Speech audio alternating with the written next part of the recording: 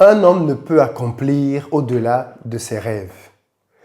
La vidéo d'aujourd'hui est clairement l'incarnation de cette citation. Parce que la personne que nous allons écouter aujourd'hui est partie de pas grand-chose. De petit commerçant au Congo, il est devenu un dirigeant d'entreprise internationale. Il a été l'un des premiers Africains à être dirigeant de groupes internationaux basés en Afrique. Jusqu'aujourd'hui d'ailleurs, beaucoup de groupes internationaux continuent d'avoir des Occidentaux pour venir piloter leurs activités sur le continent. Il fait partie de ceux-là qui ont été parmi les premiers à incarner le changement. Quand on écoute sa vie, on a l'impression qu'il en a eu 7, alors qu'il est encore assez jeune. Vous allez comprendre aujourd'hui comment on fait pour accomplir ses rêves. Comment on peut, en partant de pas grand-chose, gravir les échelons jusqu'au sommet.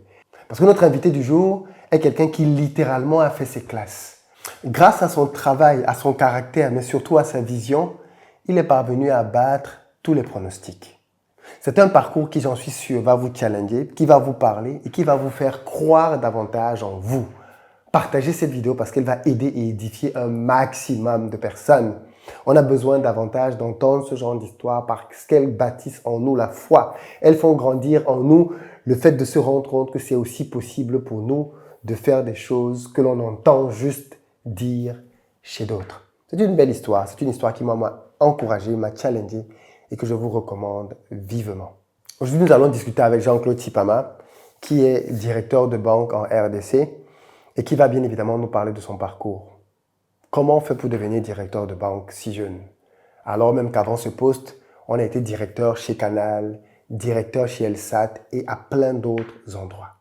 L'autre bonne nouvelle, c'est qu'il sera avec nous à Back to Africa 2023. Donc si vous n'avez pas encore pris vos places pour Back to Africa, je vous invite à le faire rapidement. Il sera avec nous pour parler ensemble de business en RDC. Il va vous expliquer comment il peut vous financer vos projets en RDC. Si vous êtes de la diaspora congolaise, il a même des postes de travail à vous proposer. Bref, Back to Africa de cette année, c'est juste l'événement à ne absolument pas manquer parce qu'on est en train de réunir la crème de la crème pour faire un événement qui va changer de manière radicale notre continent. En tout cas, on veut y participer. Et ce sera certainement avec des gens comme Jean-Claude. Restez jusqu'au bout pour ne rien manquer de cette interview qui est une vraie pépite et partagez-la pour qu'elle puisse édifier le plus grand nombre.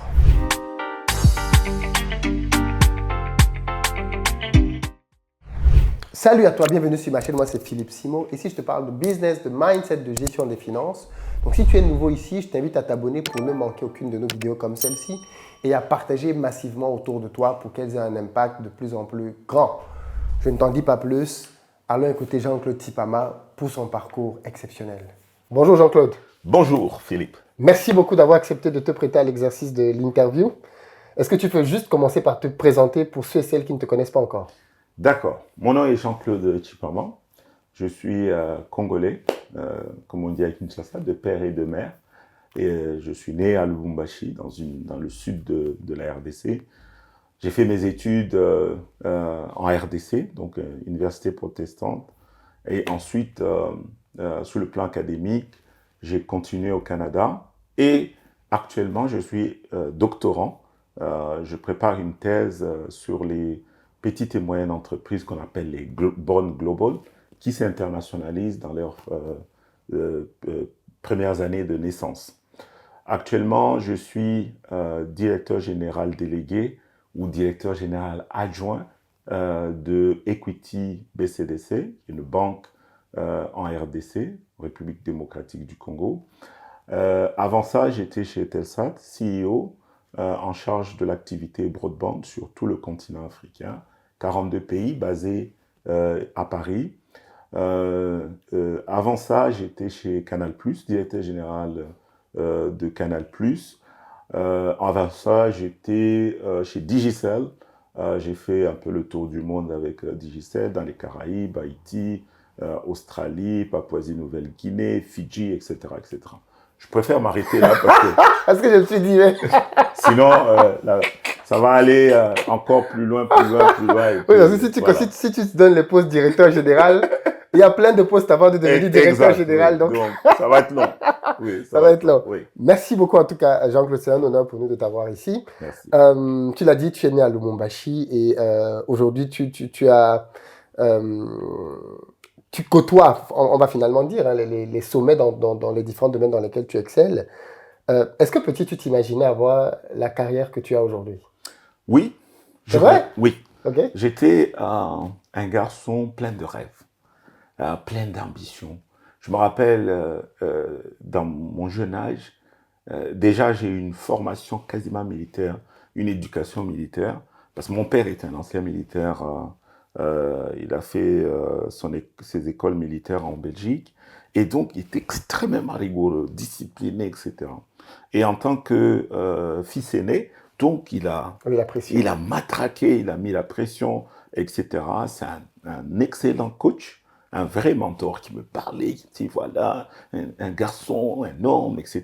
Donc j'ai été entraîné à ça. Et moi, j'avais comme du feu en moi. Je disais, il faut que je réussisse. Je dois réussir. Et donc, Mais pourquoi? parce que je pense que je n'étais pas encore conscient des capacités qu'il y avait en moi. Mais il y avait une soif, un désir de pouvoir accomplir des grandes choses. Je me rappelle une fois, je suis allé à son bureau. Son bureau était au premier étage. J'ai dit, papa, un jour, moi, je m'assierai au cinquième étage, dans l'immeuble où il travaillait. Il a rigolé, il dit, mon fils, c'est très bien. Il faut avoir des ambitions, mais il faut travailler. Il faut travailler parce que ça n'arrive pas par accident.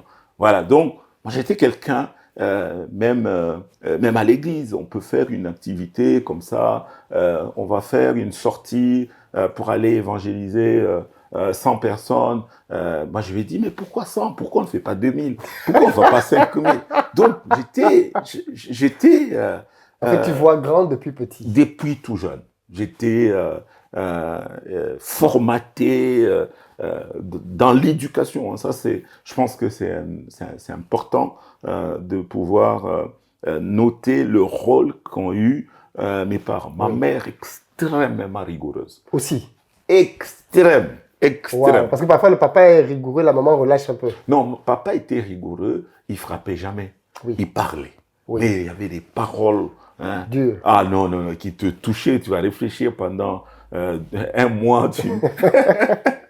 Ouais. Donc, mais un jour, par exemple, j'ai pris son manteau sans demander un soir, et puis je fumais et j'ai oublié mes cigarettes. Aïe. Et le lendemain, lui, il a reporté son manteau et il m'a ramené des cigarettes. Il dit, tu as oublié dans des trucs. Maman, il va rien dire, mais pendant un mois, Comme, tu es mal, toi. tu es mal, tu es mal. Et il était comme ça. C'était un moralisateur, c'est quelqu'un qui était très instruit, qui était inspirant finalement. Oui, Donc, ouais. il a eu un grand impact, rôle. oui, sur ma vie, oui. Et toi, aujourd'hui, tu as des enfants. Oui, j'en ai 3. Est-ce que tu as le même rôle que ton père ou tu es plus relax? Je crois que j'en ai fait trop, oui. Ah oui? Parce que parfois, quand on a subi quelque chose enfant, on a tendance à ne pas vouloir reproduire la même chose. En fait, je le vis très bien parce que je ne peux pas dire que j'ai souffert. Ok. J'étais un enfant, on va dire, normal, quoi. Mais rigoureux, privé des choses. C'est pour ça qu'aujourd'hui, je suis heureux. Parce que je vois les gens, les amis chez qui ils étaient plus relax, ben là, beaucoup n'ont pas pu Oui, oui. aller loin. Ouais. Donc, du coup, je me dis, aujourd'hui, je le vis comme une chance, quoi. Oui, d'avoir eu cette D'avoir rigueur. eu des parents comme ça, extrêmement rigoureux. Ma mère pouvait m'interdire à 18 ans en disant, tu vas pas sortir, je veux pas te voir avec telle personne, etc. Donc, je dis, mais maman, s'il te plaît, je suis à grave. l'université, je suis grave. Mais non, mais non. Donc, paix à son âme, jusqu'à son dernier jour, c'est vraiment quelqu'un qui m'a beaucoup. C'est très intéressant parce oui. que tu vois, ça contraste avec le style d'éducation qu'on a aujourd'hui, Oui, ou notamment en Occident, et qui petit à petit commence à arriver aussi en Afrique, qui est beaucoup plus cool. C'est-à-dire Cool, que les parents doivent être davantage amis de leurs enfants, et parfois on oublie même que ce sont des parents. c'est vrai. Moi, j'essaye j'en ai 3. Il y en a Nathan qui a 20 ans, Keren 18 ans et Andy qui a 15 ans. Ils sont tous très grands, tes enfants. Oui, oui. Donc, Ah oui. je parle, je Oui. discute, etc. Ils savent que papa est rigoureux, papa n'aime pas ça, il y a des règles, etc. Mais des droits aussi. Donc, en général, il y a un esprit de compétition qu'on a mis, de performance, qu'on a instauré à la maison, de sorte que si on se met d'accord sur les objectifs, tu les as atteints, voilà la récompense. Voilà la récompense. Tu as le droit de sortir, mais tu ne peux pas dépasser à minuit. Tu as 20 ans, c'est vrai, tu peux sortir, mais pas d'alcool pendant que tu sors. Pourquoi? Parce que tu as voulu avoir une voiture. Oui, papa peut t'acheter une voiture, mais la condition, c'est zéro alcool. Parce que au Québec, parce qu'ils sont à Montréal, au Québec, c'est tolérance zéro. Donc, oui, hein, c'est un trade-off. Donc, on discute, on négocie, on se met d'accord, etc. Tu veux sortir avec une fille? Vas-y. Et puis, à l'école, tes performances diminuent. Je dis, regarde, tu vois la conséquence. Tu vois la conséquence? Ouais. Alors, qu'est-ce que je fais, papa? Mais abandonne, laisse. Parce que sans ça, c'est ça un peu la nouvelle donne que moi j'ai introduite. C'est-à-dire, je dialogue. On dialogue franchement, mais les gens connaissent les limites. Ils savent que papa est chrétien, donc il n'y a pas question d'alcool, il n'y a pas question, etc. Le jour où vous êtes adulte chez vous, vous ferez ce que vous voulez. Mais tant que vous êtes chez moi. Oui, mais dans ma maison, il y a des règles qu'il faut respecter. Excellent, excellent. Oui. Revenons à ton parcours. Et pourtant, quand tu commences, autour de toi, il n'y a pas beaucoup de raisons de rêver. Parce que non. À Kinshasa, est-ce que tu l'as dit toi-même, ton père est dans l'armée et il est au premier étage. Donc j'imagine qu'il y a entre le premier et le cinquième beaucoup d'étages quand même. Oui. Mais déjà dans tes études, tu étudies à Kinshasa, tu l'as mentionné ici.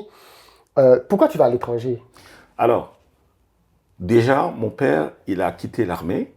Précision, il a quitté l'armée. Il a été, à l'époque, employé par la générale des carrières des mines, donc GECAMINE.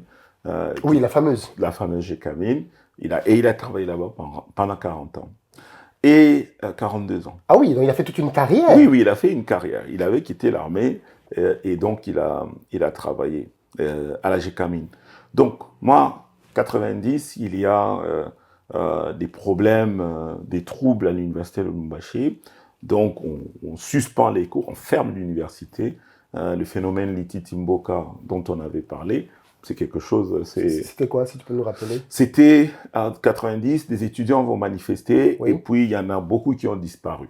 Donc, oui, il semble que c'est un mystère. Hein, il y a jamais Jusqu'aujourd'hui. Il semble qu'il y avait eu un commando qui était entré à l'université, qui a enlevé des gens, enfin, voire même tué. Donc, bref, disparu toutes ces années. Oui, toutes ces années. Donc, on va fermer l'université pendant ces temps-là.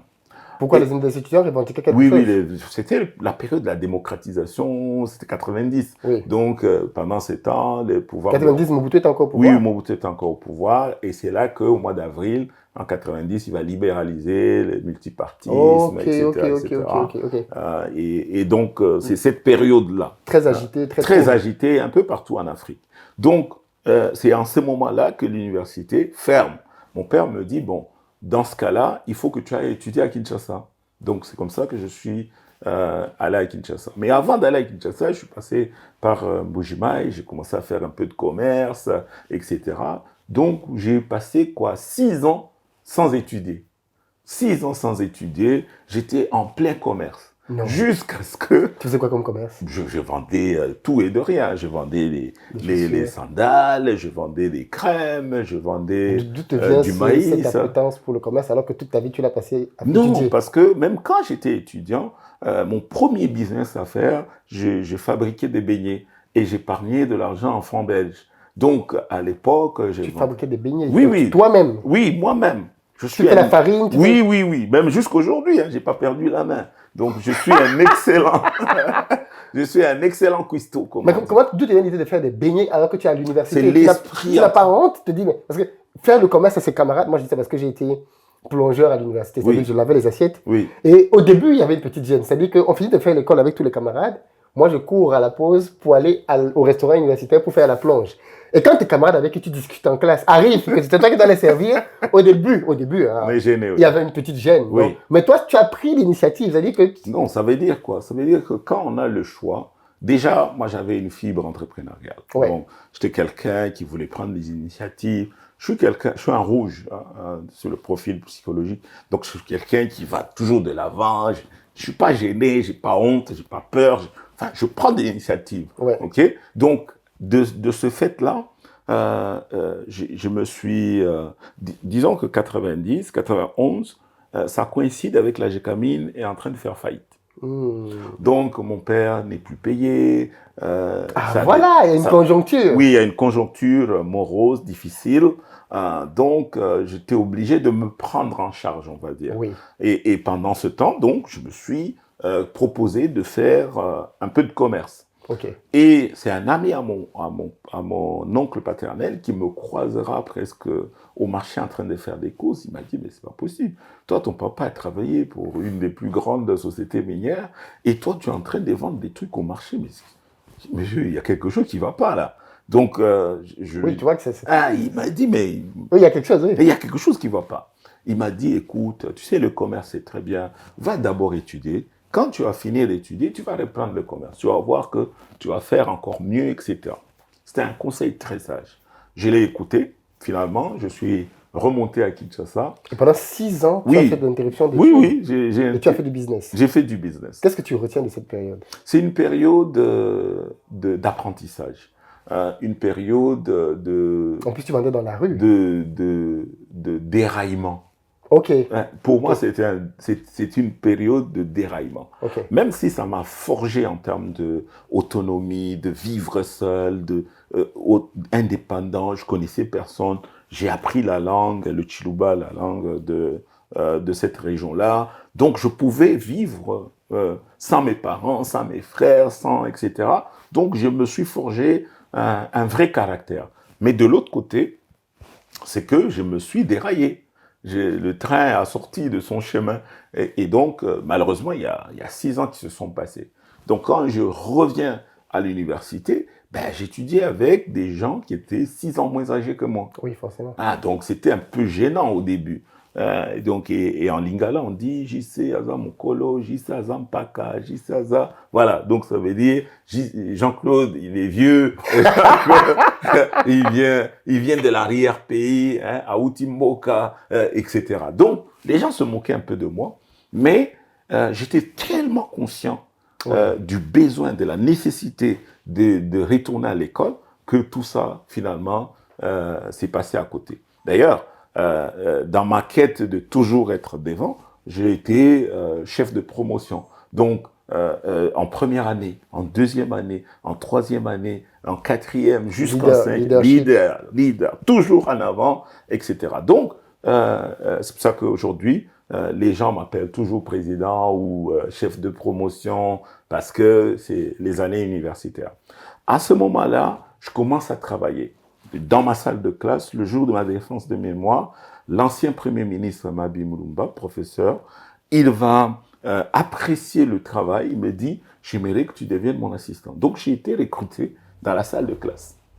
Donc, j'ai jamais donné mon CV, bonjour, j'ai l'honneur de postuler. Non, il m'a dit, monsieur, toi, je sens que tu as quelque chose. Viens.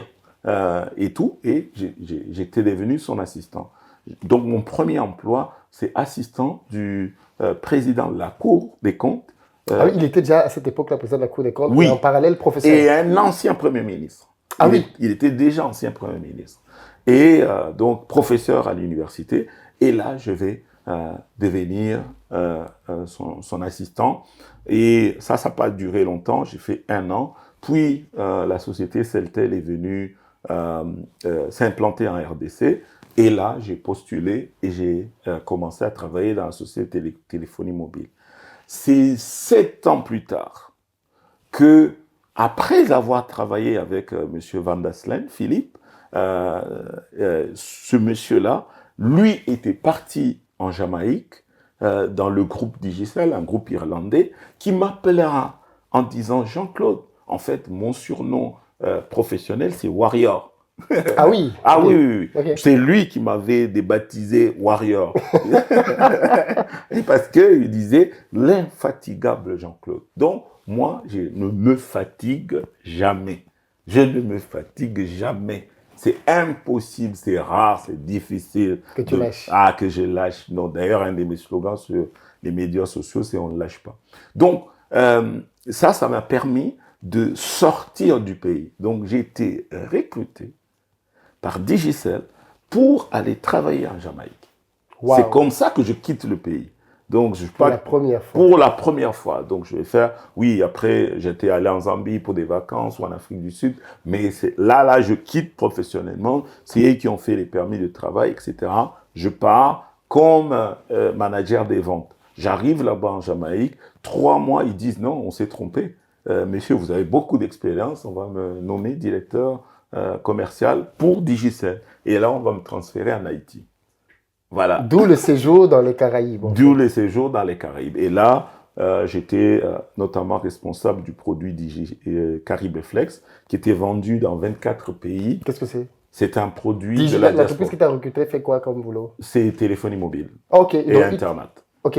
Ah, donc tu viens pour développer? Pour lancer Digicel en Haïti, par exemple. Ok. Oui, pour lancer les opérations de téléphonie mobile. Donc aujourd'hui, si vous parlez à un Haïtien, vous demandez Digicel, ben, il va vous dire. Donc tu as bien bossé là-bas? Non, ça, on a très bien bossé. C'est une belle expérience là-bas. Et donc, ça m'a permis de découvrir toutes les Caraïbes. Jamaïque. Qu'on ne connaît pas beaucoup en Afrique. Oui, République dominicaine, et puis Martinique, Guadeloupe. Ah oui, les Caraïbes françaises. Oui, même les Caraïbes françaises. Parce que à l'époque, Digicel avait racheté Bouygues. Bouygues qui était en Martinique, Bouygues qui était en Guadeloupe, à Saint-Martin, etc. Et a déployé en Honduras, à Panama, etc. Donc dans les îles, en fait. Oui. Là où on néglige. Oui, exact. Guyane française, Guyane anglaise, etc. Donc voilà un peu comment tu te retrouves, comment je me retrouve internationale. Et là, le monde s'ouvre. En fait, le monde va découvrir Jean-Claude Tchipama. Donc, qui était un local inconnu, là-bas, je rencontre 60 nationalités, des gens de partout dans le monde. Et donc, ces échanges-là vont m'enrichir énormément. Et de Digicel, je suis recruté, débauché après la crise de 2008 par Microsoft. Et là, responsable Afrique, basé à Dakar, puis en Côte d'Ivoire. Wow. Oui, pour l'Afrique francophone, Microsoft WCA. Donc là, je vais lancer Windows 7, Office 2010. Donc ça, ce sont mes bébés. Là, tu deviens vraiment un manager d'entreprise, en fait. Oui, manager, patron d'entreprise, parce que là, j'étais à des postes d'exécutif, des postes de direction. Donc, et je voyageais énormément. Les voyages, vraiment, c'était avec Microsoft. Oui, forcément. Oui, parce que c'est une société globale, mondiale, positionnée partout dans le monde. Et voilà, l'esprit de compétitivité sur des marchés nouveaux, etc. La gestion du temps, la discipline et tout ça. Ça va me forger dans un plan de progression à plusieurs vitesses. Hein. Voilà. Et donc là, de chez Microsoft, tu fais combien d'années chez eux avant de partir? Alors, je fais 2 ans chez Microsoft. Puis, Digicel me rappelle. Et donc, 2010, Digicel, le numéro 2 de Digicel, il va apprendre dans une visite en Haïti que non, Jean-Claude n'est plus là. Mais qu'est-ce qui s'est passé? Kevin White, il s'appelait. Et là, il m'appelle. Il dit, monsieur, mais qu'est-ce qui s'est passé? J'ai dit, mais monsieur, vous avez dit crise économique de 2008, la société est en difficulté, on va downsizer, donc on va couper les expats et tout. Et donc, moi, le DG en place m'a dit, ben monsieur, on va pas renouveler ton contrat, parce qu'en tant qu'expatrié, c'est toujours 1 an, 2 ans, 1 an, 2 ans, etc. Donc, il m'a dit, tu peux commencer à chercher. Donc, c'est comme ça que j'ai cherché. Et il m'a dit, non, je crois qu'on s'est trompé, il faut que tu reviennes. Je dis, OK, à vos ordres, patron. Et les ressources humaines vont me recontacter. Et là, on va m'envoyer en Tahiti. Tahiti, oui. Et donc... Mais pourquoi tu acceptes de partir de Microsoft aussi facilement? Parce que finalement, je me suis rendu compte que j'avais passé beaucoup d'années avec Digicel. J'étais énormément apprécié chez Digicel. Et ça, c'est très important dans un environnement professionnel où chez Microsoft, je devais je devais faire mes preuves. C'était un vrai défi parce que c'est des softwares. Il y avait, je devais beaucoup voyager. Et là, Digicel, par son patron, me rappelle. J'étais honoré. Hein, telle une femme qui reçoit une déclaration en disant tu es la plus belle, etc., etc. Bon, mon amour propre s'est senti flatté. En tout cas, j'ai dit merci pour la reconnaissance et donc je suis reparti. Et là, je vais en Tahiti. Le Parlement va passer une loi en disant toutes les sociétés de téléphonie mobile vont devoir avoir un actionnaire local qui est majoritaire à 51%. Et là, on va remballer nos affaires, on ferme la société en Tahiti et je suis transféré au bureau de Brisbane en Australie. Waouh. Voilà. Sachant que quand tu vas à Tahiti, cette fois-là, c'était pour être CEO, c'est ça? Non, j'étais toujours directeur commercial. Et donc, du coup, je repars. On va me confier Fidji, Samoa, Madingue, Bougainville, Papouasie-Nouvelle-Guinée. Donc, je fais le tour de ces pays-là. Vraiment, optimisation des coûts, croissance du chiffre d'affaires, dématérialisation, c'est l'époque de la recharge électronique, du paiement mobile, etc., qui rentre un peu dans les télécoms. Donc, c'est ça la mission qu'on va me confier, le mandat qu'on va me confier. Pendant que je suis là-bas, je reçois un coup de fil d'un chasseur de tête qui me dit « Monsieur, écoutez, on a un poste de directeur commercial pour une société française en RDC. Est-ce que ça vous intéresse ?» J'ai dit « Non, monsieur, je suis désolé, merci, au revoir. » Il me dit « Mais non, c'est très bien payé. » J'ai dit « Ça ne m'intéresse pas. C'est pas l'argent, je ne travaille pas pour l'argent. L'argent va travailler pour moi et non l'inverse. » Il me dit, c'est étonnant. Bon, il raccroche. La semaine d'après, le même numéro me rappelle, me dit non, finalement, on a un autre poste, mais toujours dans la même société, mais de directeur général. J'ai dit, ah, d'accord, ça m'intéresse.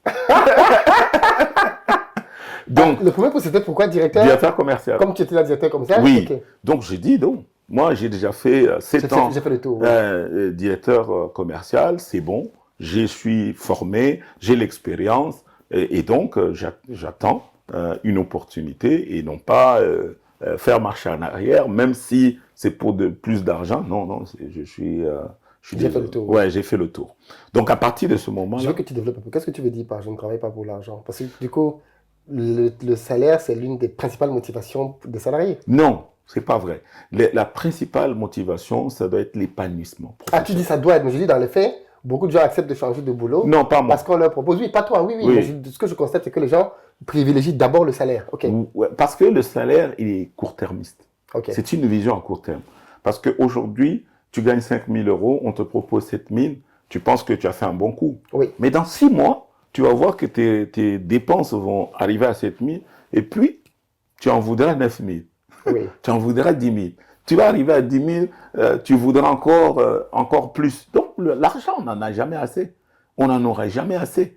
Donc, c'est pour ça que moi, je privilégie un poste qui met en évidence ce que mes compétences, mon talent. Parce que ça, c'est ça la meilleure expression de moi. Là, la performance va être toujours supérieure par rapport à la moyenne des gens autour de moi. En ce moment-là, c'est vous-même qui allez me payer. Je n'ai pas besoin de négocier. C'est vous-même qui allez dire, non, monsieur, vous méritez ceci. Tiens, c'est ce qui s'est passé d'ailleurs chez Canal+. Quand je postule, finalement, donc j'envoie mon CV, je me mets en mode recherche, et là, je passe les entretiens. J'arrive chez Canal+, comme directeur général. 3 mois après, je reçois un chèque, un gros chèque. On peut parler des chiffres, tu n'es plus chez Canal. Non, je ne peux pas. J'ai des accords de confidentialité. Okay. Je reçois un gros chèque, il me dit... 3 mois après. 3 mois après, et j'ai la lettre, prise de fonction exceptionnelle. Waouh. Oui. Donc, parce que on a passé les ventes de 500 abonnements par mois à 15 000 abonnements par mois. En 3 mois. Oui. En RDC. En RDC. Alors que 10 ans avant, pendant 10 ans, Canal+ essayait de s'implanter en RDC et n'arrivait pas. On disait que le pays était hostile, le marché était difficile, etc., etc. Donc il y avait une historique de non-performance sur le pays. Donc on a réussi à pouvoir démystifier l'accès à la télévision payante dans le pays. Donc pour moi, c'est pour ça que je dis l'argent, non, je peux pas, on ne peut pas me chosifier, on ne peut pas m'acheter, non, impossible. Non, j'ai de la personnalité, j'ai de la valeur. J'ai de la valeur, beaucoup de valeur. D'ailleurs, combien est-ce que vous allez me payer qui vaut ce que je vaux? Non, c'est impossible. Impossible. Intéressant, intéressant. Et donc, c'est pour ça que tu débarques chez Canal et que tu bouleverses. En tant que DG. En tant que DG, là. RDC. RDC. Donc là, l'aventure commence, il faut démocratiser l'accès à la télévision payante, beaucoup de pédagogie sur pourquoi est-ce qu'on paye une chaîne de télé. Parce que beaucoup, à Kinshasa, il y avait 60 chaînes à l'époque gratuites. Et les gens disent, mais pourquoi je vais payer? Mais parce que c'est Real et Barça. Sur les chaînes locales, tu ne vas pas avoir Real Barça. Ah oui, c'est vrai. Mais pourquoi? Mais quand il n'y a pas d'électricité, pourquoi je dois quand même payer l'abonnement? Ben parce que le match, lui, il a eu lieu. Ouais. Donc, beaucoup de pédagogie, mais pourquoi?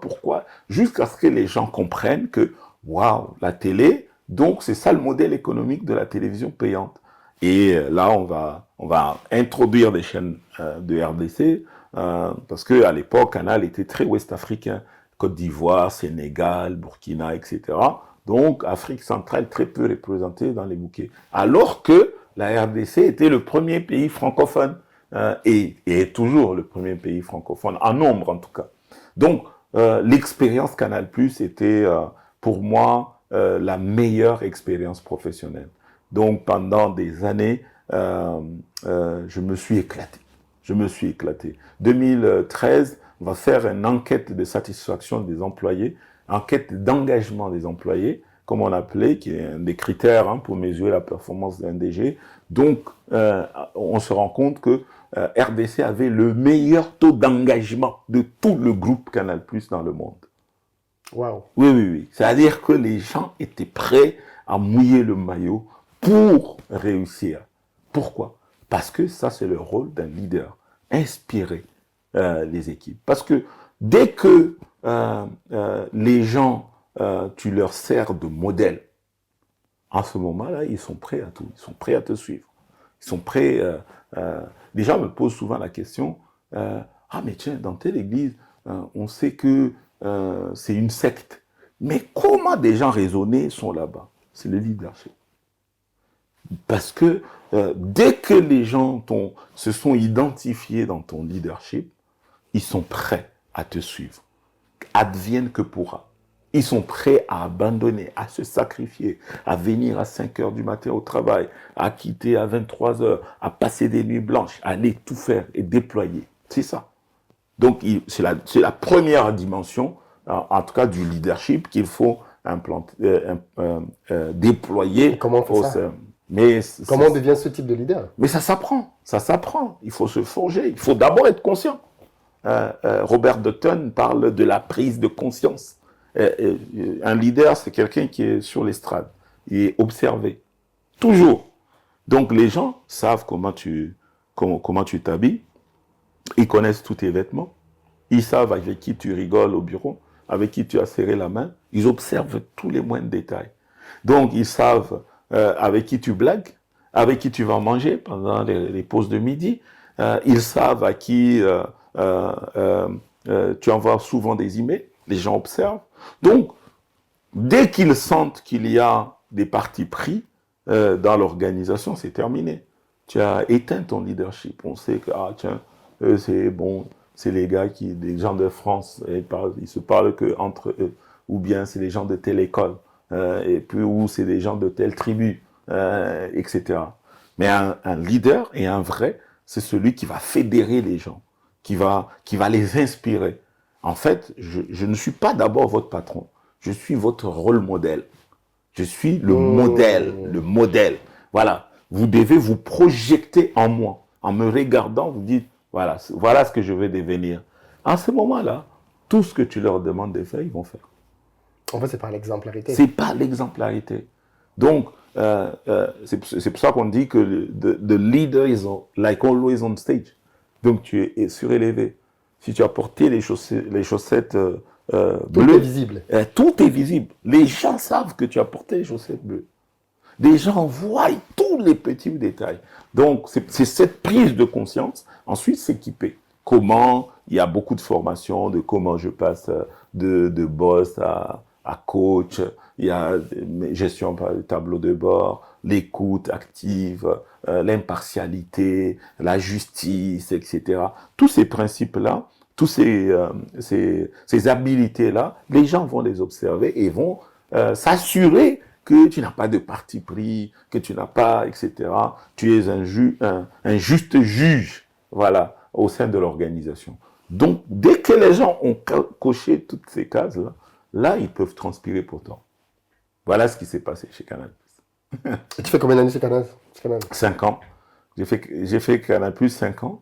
Ensuite, je suis parti en France, parce que l'ancien numéro 2, l'ancien directeur général de Canal+, Rodolphe Belmer, a été débauché par Eutelsat, l'opérateur de satellite. Et quand il arrive chez Eutelsat, là, il est maintenant CEO, et il regarde les activités en Afrique. Elles sont gérées par des Italiens, voilà. Il a dit, mais c'est pas possible. Vous pouvez pas, des Italiens, en plus qui parlent même pas français, qui parlent approximativement anglais, vous allez les mettre à gérer l'Afrique. Il y a quelque chose qui va pas là, les gars. En ce moment-là, il demande à une de ses collaboratrices, mais cherche-moi Jean-Claude. Donc, moi j'étais à Montréal en ce moment-là, et je reçois un coup de fil un matin. J'ai pris l'avion, j'ai débarqué à Paris, et j'ai passé les entretiens. Au bout de 2 mois, j'ai été embauché CEO de Eutelsat. Et j'étais responsable pour 42 pays. Waouh. Oui.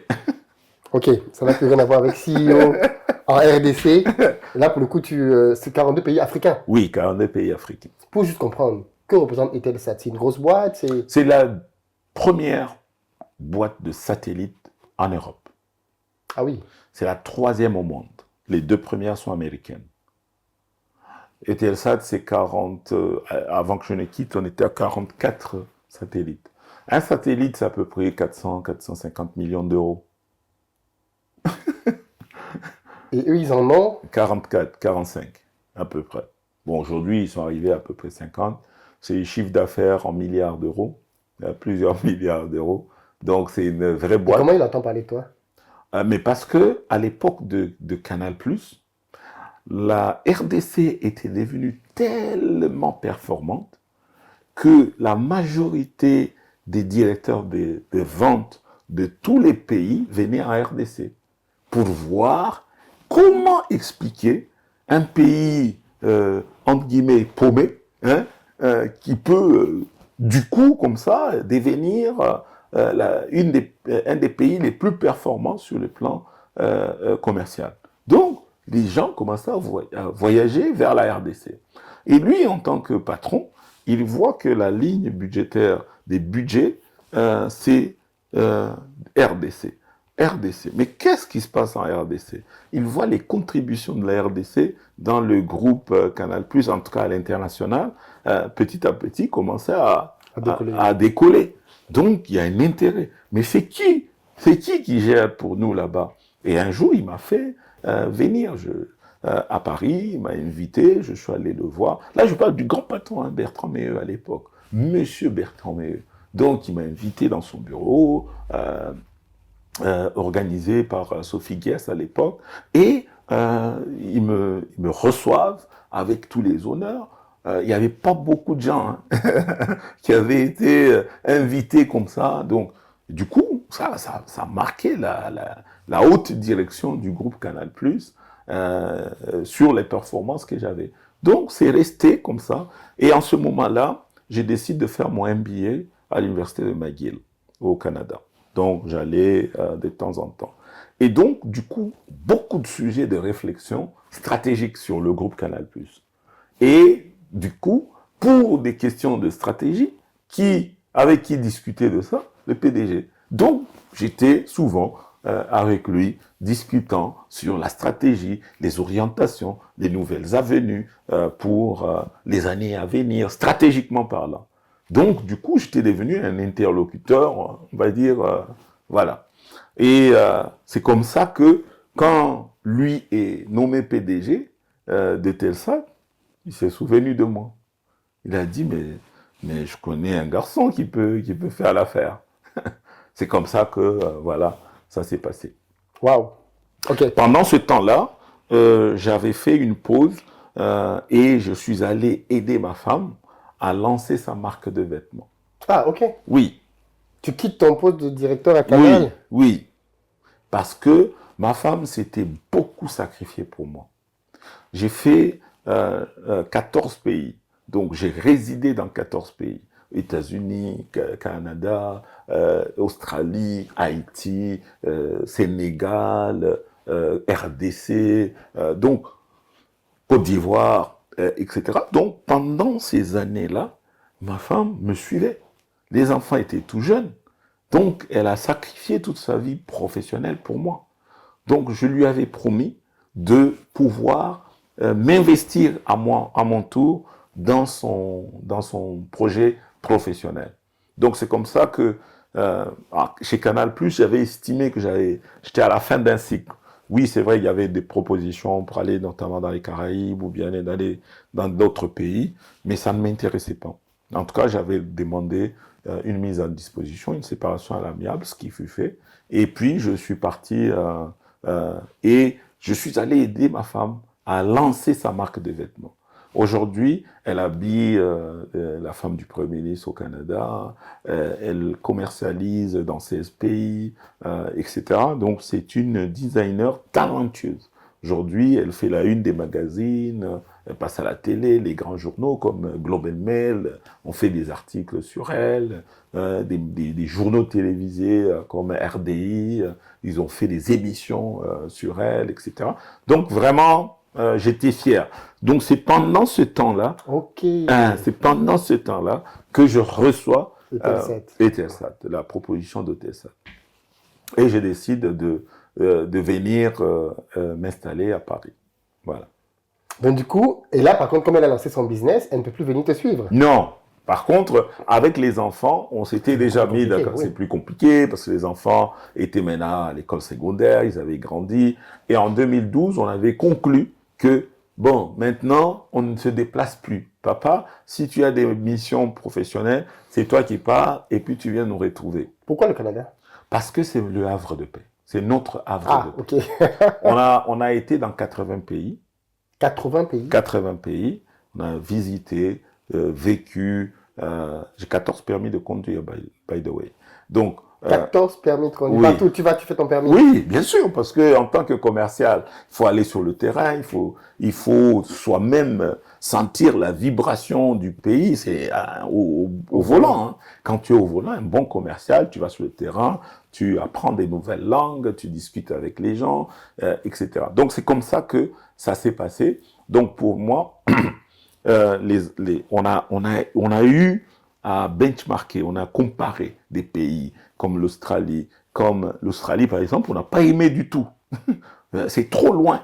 C'est décalage horaire. C'est super. Oui, c'est super loin. C'est super loin. Et puis. On dit qu'ils sont racistes. Non, pas vraiment. Ok. Raciste, c'est pour les gens qui pensent que tu viens prendre leur travail. Mais quand tu arrives, tu es leur commandant, il n'y a pas de problème de racisme. Ouais. Hein, au contraire, ils sont généreux parce qu'ils trouvent que, voilà, tu leur apprends des choses. Et on a fait le tour. Ma femme était partie en vacances au Canada. Quand elle est arrivée, elle m'appelle, elle me dit, c'est ici que je vais vivre et élever les enfants. C'est ici notre havre de paix. Parce que c'est les États-Unis en français. Donc, on a vécu en 2007 à Boston, pendant que j'étais C'est chic, Boston. C'est très bien. À Worcester, à 60 miles de Boston. Mais à cette époque, quand on est arrivé à Montréal, on a l'impression qu'on est aux États-Unis, mais en français. Ah non, c'était pour elle, c'était pour une francophone, c'était très bien. Et en plus, elle était enceinte. en ce moment-là. Donc, elle pouvait prendre le bus, elle pouvait prendre le métro. Donc, elle a trouvé une vie paisible, vraiment paisible. Donc, c'est comme ça qu'on a dit, bon, on va faire la demande sous le programme de travailleurs qualifiés et on a été admis à la résidence permanente et à cette époque. Donc, de là, on a dit, ça devient notre pays d'adoption, c'est ça la maison. Maintenant, c'est d'ici qu'on part et on revient. On part et on revient. Et on part et on revient. Pour que, sur le plan scolaire, des enfants etc., puissent étudier normalement, quoi. Parce que c'était devenu une contrainte. Voilà. Et quand tu es dans ton poste en France, tu l'acceptes? Oui, je l'accepte. Tous les vendredis, midi, j'étais dans un avion. Avec l'effet de décalage, à midi, j'étais à Montréal. Non. Mais oui, parce qu'on a 6 heures de décalage. Oui, je sais, oui. Donc, quand on prend l'avion à midi... Tu arrives là-bas il est midi. Tu pars à midi, tu arrives à midi. Et puis, j'arrivais, parce que c'est un vol de 6 heures, donc j'arrivais à midi, vendredi, j'allais chercher les enfants à l'école, et puis je rentrais, on faisait des activités le week-end, et puis dimanche soir, je prenais l'avion, lundi matin, je suis au bureau. Voilà. Donc, et je faisais chaque semaine. Waouh! Ouais. Pendant combien d'années? Pendant 5 ans. Pendant 5 ans quasiment, tous les week-ends? Oui, tous les week-ends, oui. Alors, sauf quand il y a des congés, eux, ils viennent, les enfants venaient à Paris, etc. Et ça, ils aimaient beaucoup, parce qu'ils aiment bien, en tant que famille congolaise, nous, on aime bien s'habiller, donc Paris, c'est toujours mieux que Montréal. Quand même, il faut honorer la culture congolaise. Il faut honorer, on est quand même des pays des sapeurs. Donc voilà, sur le plan du shopping, c'est mieux quand même à Paris qu'à Montréal. Oui. Mais à Montréal, c'est un vrai pays de paix, de tranquillité. On est dans une petite ville qui s'appelle l'Épiphanie. On a été d'ailleurs élu en 2017 citoyen de l'année. Citoyen de l'année. Ah oui? Oui, parce que notre contribution, on a organisé des défilés de mode dans la ville. C'était une première. Ça ne s'était jamais fait. Et ma femme, elle avait pris des mannequins, des gens de la ville. Ah oui, d'accord. Oui. Des personnes lambda. Oui, des personnes lambda, pas des professionnels. Donc, elle a organisé comme ça. Elle a fait venir du monde. Elle a fait venir du monde. Il y avait la télé, etc. On avait vraiment fait mettre l'Épiphanie sur la map.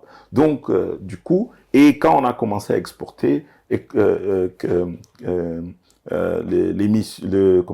service d'aide à l'exportation, Export Québec, nous accompagnait. Donc, ça veut dire qu'il y avait une fierté. Et l'atelier était dans la ville de l'Assomption. Et l'Assomption, c'est la ville du Premier ministre. C'est sa base électorale. Donc, du coup, le Premier ministre venait nous visiter, la femme du Premier ministre venait nous... C'est comme ça que... Oui, c'est comme ça que on a même reçu une lettre officielle du Premier ministre pour nous féliciter, parce que quand Covid a commencé, on a fait des masques, on a produit des masques et on a distribué à toutes les maisons de vieillards dans la ville de l'Épiphanie. Donc, ça nous a valu une reconnaissance méritée de personnes intégrées. Voilà. Intégrées. Non, mais c'est exceptionnel comme histoire. Et donc, de Paris, tu gères 42 pays. Je gère 42 pays. Afrique du Sud, Congo, Côte d'Ivoire, Bénin, Togo, Nigeria, Kenya, Tanzanie. Et là, c'est quoi ton travail? Mon travail, c'était de préparer un satellite. Il y avait plusieurs satellites dont les missions étaient plutôt de la communication wholesale, comme on appelle wholesale. Donc, c'est plus du support pour les sociétés de téléphonie mobile. C'était support aux communications maritimes, aériennes, etc. Donc, moi, j'avais la mission de designer un satellite et de le commercialiser pour permettre de l'Internet haut débit. Voilà, c'était un des premiers satellites à propulsion électrique d'ailleurs, qu'on lançait en 2016 qui a échoué, ensuite qu'on a lancé finalement en 2019. Donc ce satellite-là, la mission, c'était de couvrir l'Afrique et de donner la possibilité à chaque pays, comme ça, d'avoir de la capacité satellitaire et de pouvoir avoir accès à Internet au débit.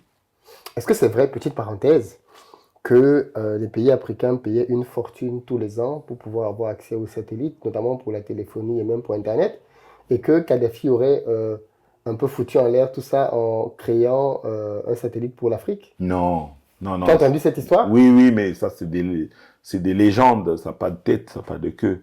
Il y a une velléité, un besoin de plusieurs pays ont tenté de pouvoir lancer des satellites. Mais il y a un problème d'expertise quand même. Donc, on a vu que beaucoup d'initiatives ont échoué en Afrique. Il y a très peu de pays africains qui ont des satellites. Mais en vérité, à quoi ça sert d'avoir un satellite? On a besoin du service de satellite. Parce que les satellites, aujourd'hui, en Europe, par exemple, tous les pays n'ont pas de satellite. L'Allemagne n'a pas de satellite. La plupart des pays européens se sont mis ensemble et ont laissé des pays tête de file, comme l'Italie et la France. La France, vraiment, c'est un pays tête de file dans les satellites, y compris les satellites militaires. La France, un pays allié aux États-Unis, on a des satellites, on avait des satellites à destination de l'armée américaine. Donc, dans la coopération, à partir du moment que vous êtes dans une situation d'entente, les Américains sous-traitaient les services français, etc. Parce que dans les standards de sécurité, ils étaient complètement à l'aise. Juste pour qu'on comprenne bien, c'est quoi le rôle d'un satellite militaire? C'était un satellite. À la différence d'un satellite civil. C'était un satellite de renseignement, c'est un satellite d'observation, c'est un satellite la plupart des temps de communication en zone de guerre. Par exemple, là, on a eu les Français qui étaient au Mali, etc. Il faut qu'ils communiquent. Ils vont communiquer comment? Donc, il faut un satellite avec les spécifications techniques. Voilà. À la différence, il y a un satellite civil, lui, par contre, il va gérer tout ce qui est Internet. Oui, tout ce qui est Internet, tout ce qui est communication normale, tout ce qui est transport des chaînes de télévision.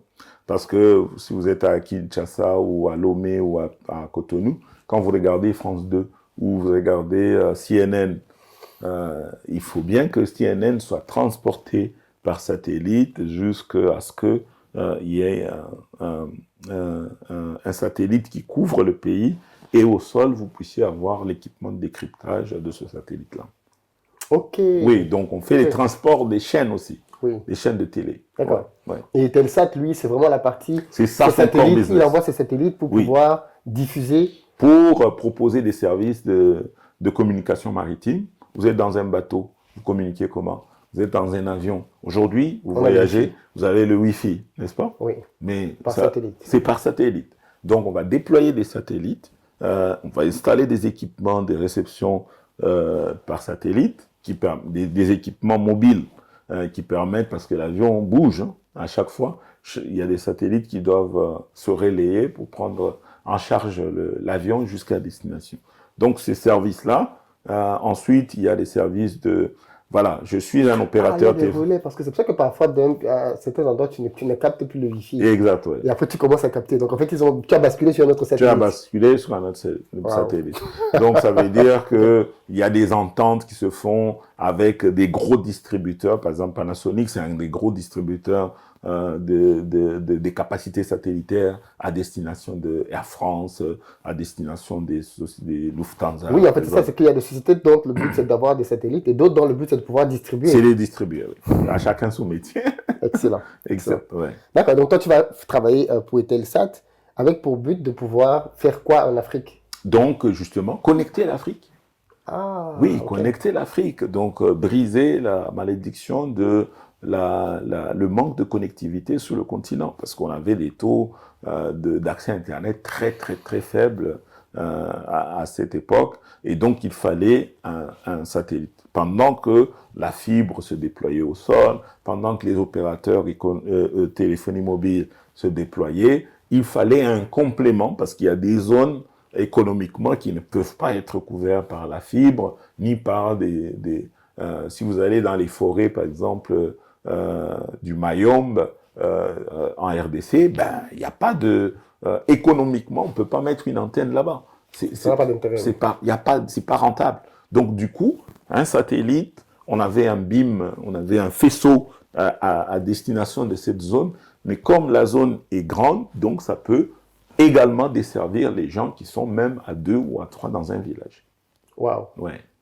Quel est l'intérêt, par exemple, pour qui paye ça? Ça va être l'État? Non, c'est un service privé. Donc, mais qui a intérêt à ce que cette zone-là, par exemple, soit couverte? Mais l'opérateur. Je suis un commerçant, okay. Je cherche des clients qui n'ont pas accès à Internet. Ensuite, je vais déployer des filiales dans chacun des pays ou quelques pays sélectionnés. Je déploie des filiales dans ces pays-là. Par exemple, en RDC, Connect RDC, en Côte d'Ivoire, Connect Côte d'Ivoire, en Afrique du Sud, au Nigeria, au Kenya, etc. On va déployer des filiales qui, ces filiales-là, ont pour mission localement de pouvoir agréer des distributeurs, des réseaux de distributeurs qui, eux, vont commercialiser des antennes et des abonnements par satellite. Excellent. Ça, tu fais ça pendant combien de temps? J'ai fait ça pendant 5 ans. Ok. Oui. Et pourquoi tu pars de là? Alors, quand j'étais chez Canal+, on fait un petit marche arrière.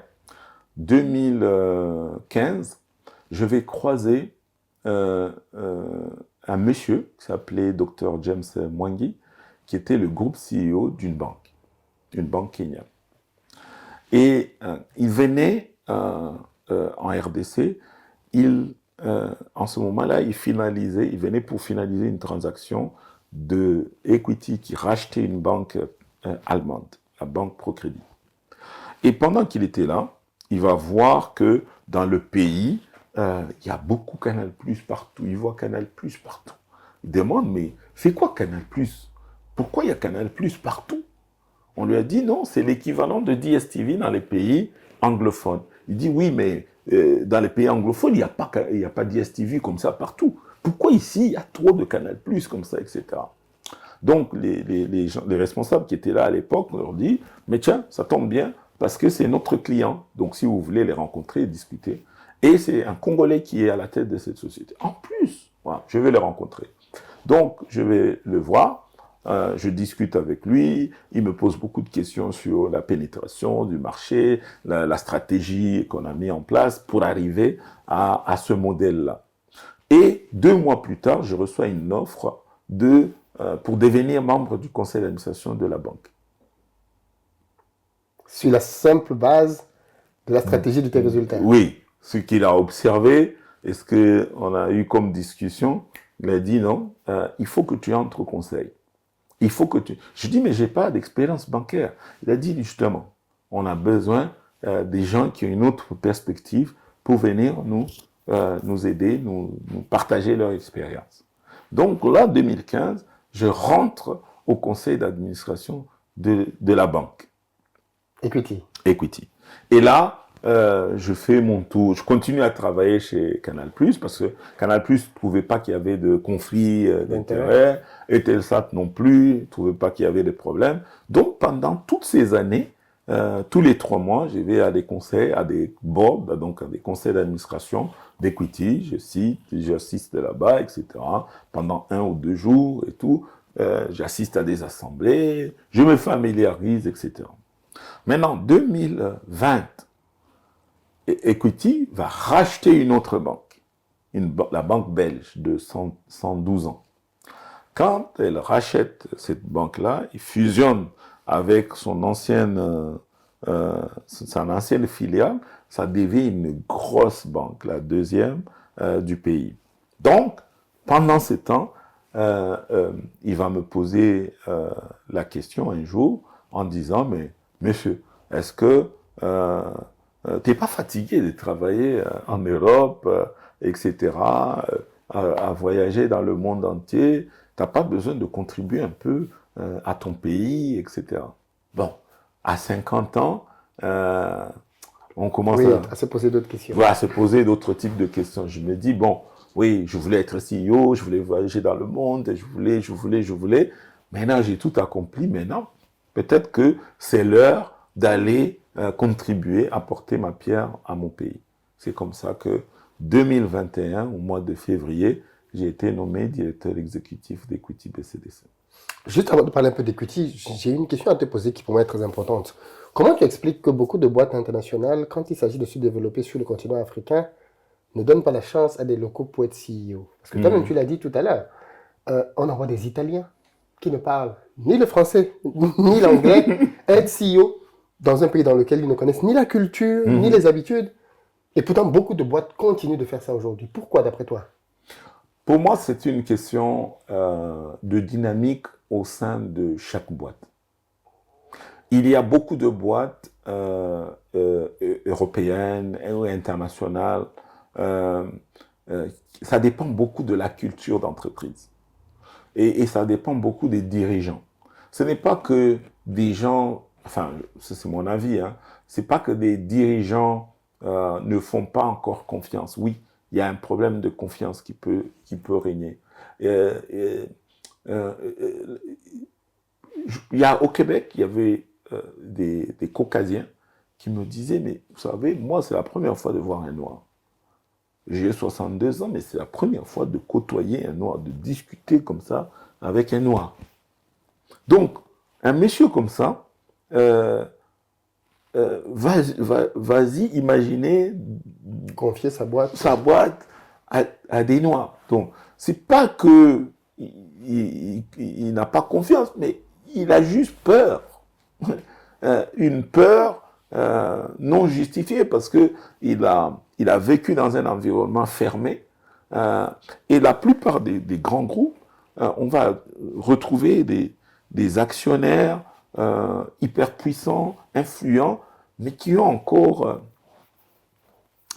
une peur de céder la main. Ça arrive souvent quand ils vont céder la main et ils vont mettre les mécanismes de contrôle en place. Et quand ça marche bien, ça marche bien. Et dans ce cas-là, ils lèvent un peu le pied. Donc, il a fallu qu'on pose une fois, etc. C'est comme ça qu'il y a beaucoup de grands groupes qui ont progressivement... ça, c'est d'une part. D'autre part, il y avait un problème de qualification. Donc, les Africains, il n'y avait pas beaucoup qui étaient exposés à de l'expérience. Il y en a qui avaient de la bonne éducation en Europe, mais pas ce niveau d'exposition. Et des locaux qui n'étaient pas exposés au milieu occidental. Donc, il y avait un peu une peur de cette dichotomie-là, finalement. Donc, jusqu'à ce que, finalement, on va trouver des gens qui avaient vécu en Europe, mais qui ont aussi travaillé en Afrique. Donc, c'était mon cas. Des hybrides. Oui, donc hybride, donc expérience mélangée, multi-pays, etc. Donc, en termes de vocabulaire, de langage, de performance, de contrôle, les standards, etc., il y a rien à leur reprocher parce que tout était clair dans l'approche. Et donc, comme ça marche, il y a beaucoup de forums de CEO internationaux des gens discutent notamment de ces questions-là. Et petit à petit, la tendance a commencé à se mettre en place. Donc, je pense qu'aujourd'hui, il y a des groupes où c'est quasiment, comme chez Canal+, de moins en moins, on a des DG. Nous, on était parmi les premiers DG africains, oui, locaux. Donc, mais maintenant, de plus en plus, voilà, il y a majoritairement des DG africains que des DG européens. Ok, parce que c'est vraiment une question qui pour moi semble tellement évidente. Mais effectivement, il fallait comprendre pourquoi il y a encore des doutes, des appréhensions. Parce que dans le business, on fonctionne en termes de performance. Si t'es bon, t'es bon. Si t'es pas bon... Oui, par exemple, pour Eutelsat, c'était quelqu'un qui venait de Canal+, qui avait déjà vu des DG africains. Donc pour lui, les caps ne se posaient pas. Donc il y en a des qualifiés, donc il faut les mettre en place. Mais tu es conscient quand même que tu as un parcours un peu atypique.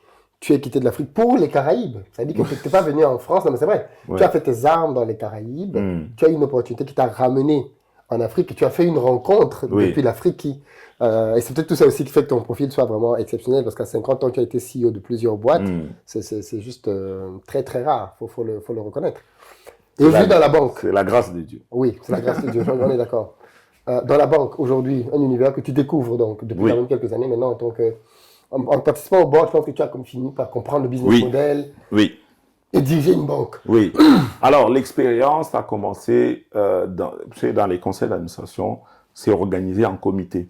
Oui. Dans les conseils d'administration des banques, c'est la réglementation. Donc, il y a un comité crédit, il y a un comité audit, il y a un comité trésorerie, ALCO, il y a des comités comme ça, risques, etc., qui sont organisés. Donc, en tant que membre du conseil d'administration, on va nous affecter dans ces comités. D'abord comme membre, progressivement, et puis, tiens, je deviens président du comité, chairman d'un comité, et puis un petit comité, et puis un deuxième, puis un troisième. Et donc, j'ai fini en 2021 président du comité d'audit. Le comité d'audit, c'est le plus grand comité dans le conseil d'administration. Et l'audit dans une banque dépend directement du conseil d'administration. Donc, et c'est la supervision, enfin le contrôle de toute l'activité de la banque. Donc là, je comprends l'activité. Tu as une vue 360 de l'activité, les problématiques, les zones d'amélioration, etc. Donc, on comprend vraiment l'activité parce que l'audit supervise, monitore, contrôle la majorité de l'activité de la banque. Donc, j'ai en fait une idée un peu générale des indicateurs de performance, comment on traque, comment on monitore, comment on reporte, etc. Donc 2021, là, je débarque maintenant dans l'équipe de gestion. Oui, c'est un grand changement, un très grand changement, mais la bonne nouvelle, c'était que on m'avait recruté entre autres pour mon exposition internationale. Deux, c'est mon leadership, le côté inspirationnel, parce qu'en 2017, il m'avait testé, soi-disant, il m'a donné la parole de parler au staff, et il paraît que j'avais délivré un speech qui était inspirationnel. C'est ce qu'il me disait récemment, le grand patron. Et à l'époque, voilà, pour ces raisons-là, ensuite l'expérience des déploiements des réseaux de distribution. Parce que finalement, à la banque, ces plateformes, c'est la franchise du service bancaire à travers des agents bancaires, donc comme des distributeurs de services bancaires. Et du coup, on s'est rendu compte que finalement, oui, à part les aspects techniques réglementaires qui ne sont pas dans mon scope, finalement, parce que je suis pas expérimenté pour ça, donc l'activité clientèle, prise en charge du client, parler aux gens, etc., c'est ce que je sais faire. Je ne vais pas t'interroger ici dans cette émission sur le fonctionnement de la banque, parce qu'on va en parler plutôt dans le podcast. Ça m'intéresse vraiment de creuser, parce que la banque, pour moi, joue un rôle crucial au cœur du développement de ces économies. Et bien souvent, on accuse nos banques de ne pas jouer leur rôle. Oui. Elles sont, comment l'autre Nelly disait ça, elles ont tellement d'argent qu'elles débordent d'argent. Les bilans des banques en Afrique centrale sont extraordinaires, tellement elles font de l'argent qu'elles ne font pas circuler dans l'économie. Par contre, pour sortir de cette émission, je veux quand même discuter avec toi de quelque chose que tu vas pouvoir, j'espère, bien nous clarifier. C'est comment on devient un dirigeant d'exception. Parce que il faut dire que dans toutes les sociétés au monde, une grande partie des salariés aspirent à plus. Oui. Aspirent à davantage de leadership, aspirent à atteindre les fonctions managériales, les fonctions de direction, parce que c'est par palier, aspirent à être à ta place. Oui. Comment on fait quand on est un jeune, par exemple, et puis toi, tu as fait toutes tes classes. Oui. Tu es parti du gars qui était au marché à aujourd'hui, grand dirigeant. Si tu devais communiquer quelque chose, comme à ton enfant aujourd'hui, tu lui dirais que si tu es dans une entreprise, c'est quoi le parcours que tu dois te forger pour aller très loin et te démarquer pour qu'on te fasse avancer, parce que tu n'avances pas seul. Alors, pour moi, la première chose, c'est la confiance en soi. Ça se travaille. Il faut connaître qui on est, qu'est-ce qu'on a, qu'est-ce que Dieu nous a donné, quels sont les talents sur lesquels il faut construire. Je suis une personne extravertie ou introvertie. Qu'est-ce que je sais faire sans me fatiguer? Qu'est-ce que les gens disent à mon propos? Ma mère, mon père, mes frères, mes amis, ma femme. La description de chacun, c'est pas pareil. Hein. Vous allez voir que chacun va me donner une description. Donc, il faut que je sois conscient de toutes les facettes là, de ma personne. Moi-même, intrinsèquement. Qu'est-ce que je pense que j'ai comme atout, comme talent? Parce que j'ai quelque chose. Tout le monde a quelque chose. Tout le monde a quelque chose. Ça, c'est sûr et certain. Et même ceux qui disent, c'est que beaucoup pensent qu'ils Ils ne sont pas conscients de ce qu'ils ont. Ils ne sont pas conscients de ce qu'ils ont. Parce que Dieu n'est pas injuste. Hein, donc ça, c'est la dimension spirituelle. Donc, on a quelque chose. On a reçu quelque chose. Il y en a qui savent juste manier le ballon dans les pieds et ils gagnent des millions. Et leurs vies ça va très bien pour eux. Ça va très bien pour eux. Donc, à chacun, il y a quelque chose. Donc, ça, c'est le premier travail. Il faut prendre conscience. Ensuite, il faut construire sur ça. Donc, il faut... Tu as dit pour savoir, il faut déjà commencer par interroger son entourage. Oui. C'est en fait un bon moyen. Oui. Les gens t'observent. En fait, même s'ils ne te le disent pas, exact. Ils observent chez toi ce qui te démarque. Si tu vas, il y a un exercice que je vais faire d'écrire sur 15 pages. Donc, je te demande, pose la question à ta femme. Parce que ta femme, elle oui, sait. c'est ça. La femme, elle sait quand est-ce que tu pleures, Oui. quand est-ce que tu es préoccupé. Même si nous, dehors, on ne sait pas. Oui.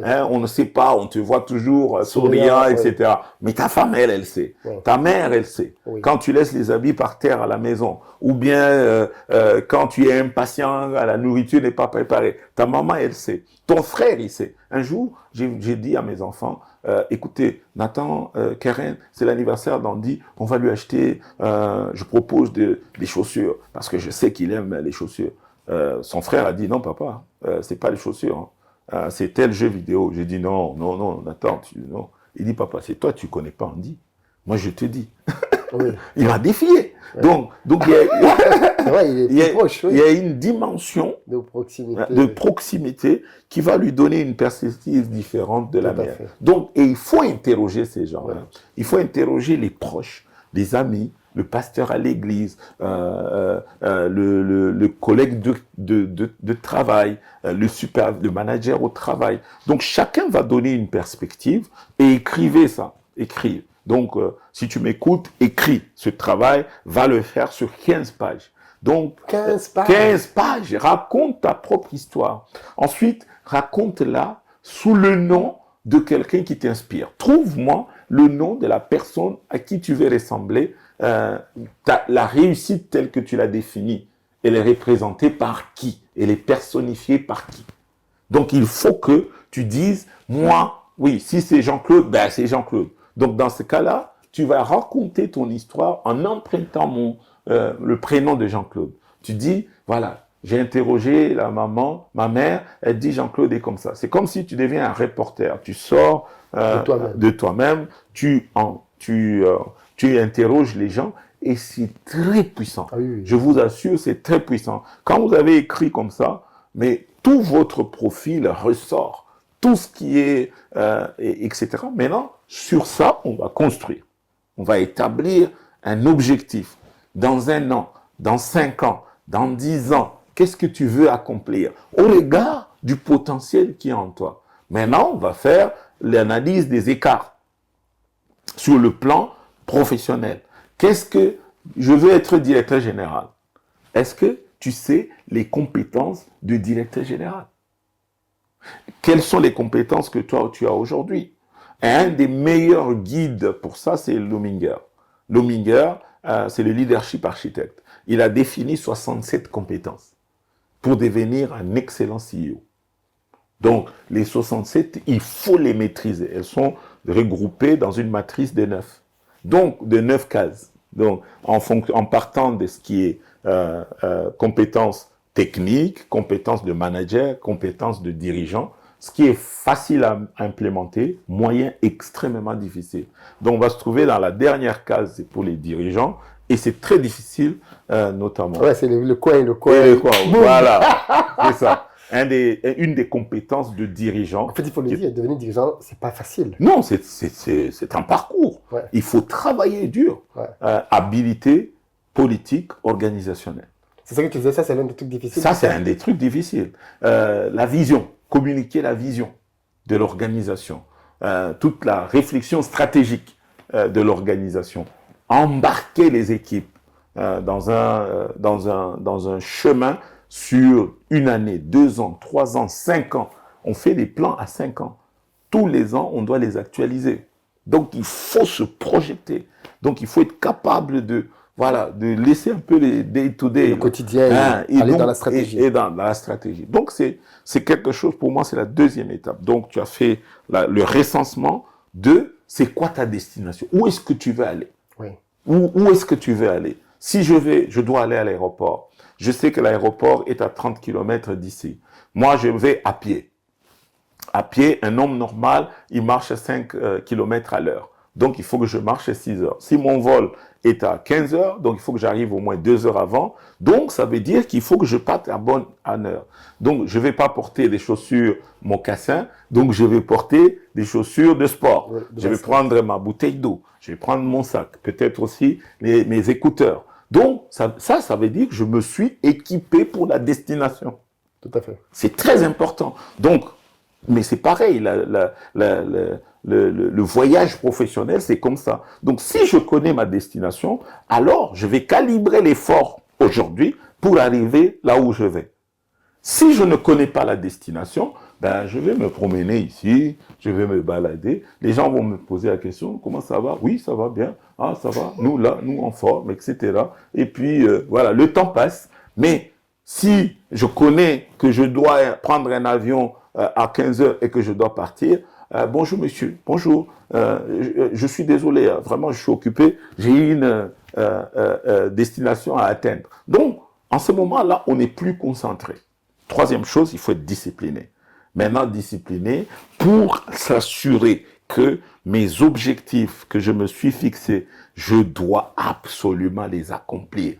Je dois augmenter les compétences. Parce que dans les objectifs, on peut se rendre compte qu'il y a des compétences qu'on peut acquérir à l'école, il y a des compétences qu'on peut acquérir soi-même en lisant, il y a des compétences qu'on peut faire dans des formations, il y a des compétences qu'on peut acquérir dans le côtoyer des gens qui sont déjà arrivés à cette destination. C'est ce que nous, on appelle côtoyer les aigles. Donc, il ne faut pas aller côtoyer les canards, parce que si tu veux voler, CEO, c'est voler. Donc, les aigles, eux, ils volent. Donc, si tu côtoies des canards, ben, tu voleras jamais. Donc, il faut aller côtoyer des gens qui ont de quoi te challenger, là où tu veux aller. qui peuvent t'amener, qui vont te partager leur expérience. C'est très critique. Donc, à partir de ce moment-là, discipline. Et il faut s'exercer. C'est pour ça que un CEO, c'est comme un athlète de haut niveau. Il doit faire du sport. Il n'y a aucun dirigeant au monde qui ne fait pas de sport. Si tu ne fais pas du sport, tu n'exerces pas ton corps à s'aligner avec ton mindset. Parce que dans l'organisation, les objectifs, ça crée du stress, c'est la résilience, des choses qu'on a essayées, ça n'a pas marché, la mobilisation des équipes, etc. Ben, au sport, c'est pareil. Je joue au basket, j'ai une tactique. On a fait telle chose, ça n'a pas échoué. On se remet, on se remobilise, on repartit les jeux, on fait confiance aux autres parce qu'on sait que seul on ne peut pas. Donc, et ça, on affûte le corps, mais qui communique sur notre mindset. Donc, c'est très important parce que le sport, finalement, il nous permet de bien dormir. Donc, reposer le Jean-Claude CEO qui a besoin de bien dormir parce que sans le sport, il dort pas bien. Il a de l'émotion toxique qu'il a accumulé dans la journée, telle chose, tel coup de fil, tel client mécontent, etc. Tout ça, il faut les dégager. Donc, le sport est important. Mais en même temps, à cause de la pression, il vieillit. Il a l'impression d'être ramolli. Donc, le sport permet de rajeunir les cellules et donc de permettre à ce qu'il soit quelqu'un de souriant, de gai, de joyeux, de fréquentable, et donc il est fit, donc il est sportif, il est focus, il peut monter marathon, client, gouvernement, etc., sans se fatiguer. Voilà ma formule. Donc, il faut beaucoup de discipline, beaucoup d'abnégation, et la famille doit être son allié numéro un. La famille, allié numéro un. Parce que il faut pas que votre femme déteste votre travail. Ouais. Si la femme commence à détester votre travail, si votre mari déteste, si les enfants détestent votre travail, parce que le travail, vous ne consacrez pas, vous n'arrivez pas à balancer la vie professionnelle et la vie de famille, vous n'allez jamais atteindre vos objectifs. Vous devez avoir le soutien. Ça va se faire au prix des séparations, oui, etc., etc. Donc, il faut que les enfants vous accompagnent. Hein, papa, vas-y, tu es le meilleur. Vas-y, chérie, tu es le meilleur. T'inquiète pas, on va prier pour toi, on va te soutenir, etc. Papa, tu n'as pas réunion, tu ne dois pas te réveiller, mais pourquoi tu es en retard? Il faut que les enfants deviennent tes alliés, tes motivateurs. Toi, le mari, tu dois motiver ta femme, tu dois l'encourager parce qu'elle a des objectifs à atteindre. Donc, la balance professionnelle et vie de famille est critique pour réussir. Pour moi, c'est la formule. Excellent. Excellent. Non, mais je crois que tu as pas tout dit. Du coup, tu penses que, en fait, au final, tout le monde peut atteindre ses objectifs. C'est possible. Miles Monroe a dit une phrase qui m'avait marqué. Je l'ai entendue il y a plus de 10 ans, mais elle m'a tellement marqué, dans laquelle il disait que le cimetière est l'endroit dans lequel il y a le plus de gâchis. Tu vois, tu as entendu ça, où il y a le plus de gâchis, parce que beaucoup trop de gens sont partis sans jamais montrer leur plein dons et talents au monde. Et ça rejoint ce que tu dis, parce que c'est ça tout le problème. Ce que je dis, tu vois, mais en Afrique, surtout parce qu'ici en Europe, en Occident, il y a au moins des systèmes de détection rapide. Exact, oui. Dès l'enfance, on teste un enfant à plein de choses et on voit tout de suite, est-ce que c'est de là, est-ce que c'est du sport? Et dans le sport, c'est peut-être pas ce sport, c'est peut-être autre sport. Et ils testent plein de choses. Chez nous, au pays, je suis sûr qu'on a peut-être des Beethoven qui sont morts sans jamais avoir vu un instrument de musique. Oui. Parce que le système n'a pas permis qu'ils puissent être en contact avec leur talent. Mais aujourd'hui, avec Internet, on peut de moins en moins accuser la société et prendre soi-même sur soi d'aller chercher. Mais comment tu fais quand tu as un talent en musique et que tu n'as jamais touché? Alors, moi, j'ai créé une plateforme qui s'appelle Le Mouvement. C'est une plateforme de partage d'informations, d'influence auprès des jeunes. Donc, j'anime des conférences dans les universités. Je vais parler aux jeunes. J'ai dit, écoutez, voici la vie. On aborde souvent les questions de vie et les gens posent des questions. Donc, pour moi, c'est une façon de redonner à ma communauté. Bien sûr. Donc, de contribuer à ouvrir les yeux des jeunes, à les challenger, à répondre à des questions. Et eux, quand ils me voient, ils se disent, oui, si lui, il a fait, il est comme nous, il a étudié, il a habité ici, etc. Donc c'est possible. Donc, c'est accessible. Parce qu'il y a un mystère autour des CEO, des DG. Autour de la réussite en Afrique. Oui, exact. On pense que tu as fait quelque chose de bizarre, exact, tu as triché. Donc c'est un club tellement fermé. Oui. Exact. J'essaie de démystifier ça, de rester très accessible, de pouvoir aller dans les milieux de jeunes, passer du temps avec les jeunes, etc. pour permettre à ce que les gens s'identifient et que ça leur donne un brin d'espoir pour y arriver. Donc, c'est ma petite pierre de contribution. On arrive à la fin, Jean-Claude, et ce que j'aime avec toi, c'est qu'au travail de ce que tu nous as raconté ici, on voit bien d'où tu viens. Parce que malheureusement, parfois chez nous, il y a des réussites spontanées. On ne sait pas d'où ils sont. Boum, du jour au lendemain, il a un immeuble. Du jour au lendemain, et ce qui est bien avec toi, c'est que tu vois, c'est tellement authentique et tellement retracé. C'est-à-dire que tu sais même dire les années. Oui. J'étais à tel endroit, c'est tracé. Tu donnes les noms des gens. Parce que ça, ce sont les éléments qui permettent d'ancrer. Ouais. On ne crée pas une histoire comme celle-là. Et ça permet aux gens de se dire, le genre que vous voyez aujourd'hui, en fait, il vient de quelque part. Oui. Il vient d'un parcours, il vient de rencontres, il vient de sacrifices et il vient de valeurs. Aujourd'hui, pour terminer, et je veux peut-être que tu termines en train de c'est quoi pour toi les valeurs les plus importantes qui te définissent? Parce que au final, c'est ça qui caractérise aussi ta personnalité. Pour moi, en tout cas, c'est la foi en Dieu. Je suis un homme spirituel. Tout ce corps que vous voyez, il n'a de sens qu'à partir du moment où je sais qui je suis. J'ai été créé, j'ai cru en Jésus-Christ comme Seigneur et Sauveur. Je suis dirigeant, je n'ai pas honte de ma foi chrétienne. Donc je ne me cache pas. Je ne peux pas me cacher, surtout en Europe, en Afrique, etc. Je suis un homme qui a des principes. C'est des principes divins. 2, c'est que c'est la famille. Je suis quelqu'un qui croit qu'un homme, c'est pour une femme. Une femme, c'est pour un homme. Point. Il n'y a pas, ça fait 21 ans que je suis marié à Mireille. Je suis un homme heureux, je l'aime et tous les jours, je l'aime encore davantage. Et je le dis publiquement, je communique sur les médias sociaux, tout le monde la connaît. J'ai écrit un livre avec elle, Complice et audacieux. Donc, parce que nous sommes, nous voulons être complices. Nous voulons, et les enfants ont une place de choix. Je suis prêt à payer un billet d'avion, aller à Québec City, parce que ma fille a un match de basket, elle a besoin que papa soit là. Donc, la famille, pour moi, c'est une place de choix. On ne réussit pas au détriment des relations dans la famille. Il faut qu'on arrive à concilier cette vie de famille-là. Parce que finalement, à quoi bon de réussir? J'avais une amie avec qui j'ai fait le MBA. C'est une grande CEO d'une grande société en Amérique du Nord. Elle était partie tous les 2-3 jours. Un jour, elle est rentrée à la maison. Son mari et ses 2 enfants sont partis. Donc, ils ont dit, bon, tu n'es jamais là.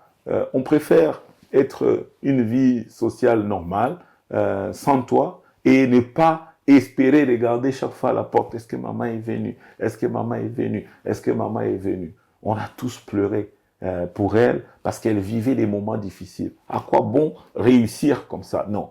Nous, la formule de la réussite, c'est elle doit se vivre et s'expérimenter dans la famille. Donc, raccrochez-vous à votre Dieu selon la foi que vous avez. Mais en tout cas, si vous doutez, c'est le mien.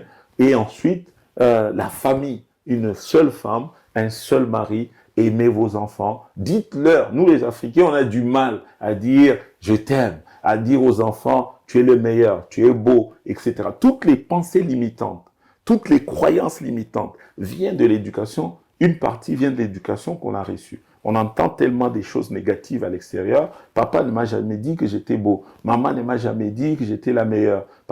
Donc, du coup, je crois que quelqu'un qui va me le dire, je n'y crois plus. Donc, la confiance en moi est affectée. Voilà mes principes et mes valeurs. Excellent, excellent. Merci beaucoup, Jean-Claude. Merci beaucoup. D'avoir pris le temps de l'entretien. Ce fut long, mais moi, j'ai pas vu le temps passer. Tellement c'est passionnant. Et puis, tu es passionnant dans ta manière de communiquer. Et bravo à toi pour ce que tu as accompli. Et puis, ceci continue d'inspirer un maximum de personnes parce qu'au travers de toi, tu t'en doutes bien, il y a forcément, effectivement, comme tu l'as dit, la main de Dieu qui inspire d'autres personnes au travers de ta vie pour montrer qu'il y a d'autres choses possibles, notamment pour un univers chrétien dans lequel on considère que être ambitieux, il faut juste être pasteur. C'est ce que beaucoup de gens se disent. C'est ça, oui. Et je sais que qui disait ça une fois, ça m'avait beaucoup marqué. L'Église, c'est des lumières face à des lumières qui s'éblouissent. Plutôt que d'aller dans le monde pour aller montrer la lumière dans le monde, on s'éblouit dans l'Église parce que tout le monde aspire à des positions dans l'Église alors que les talents sont à manifester là où Dieu nous place. En tout cas, merci beaucoup. Merci beaucoup. Très, très intéressant cette émission. J'ai beaucoup appris moi-même.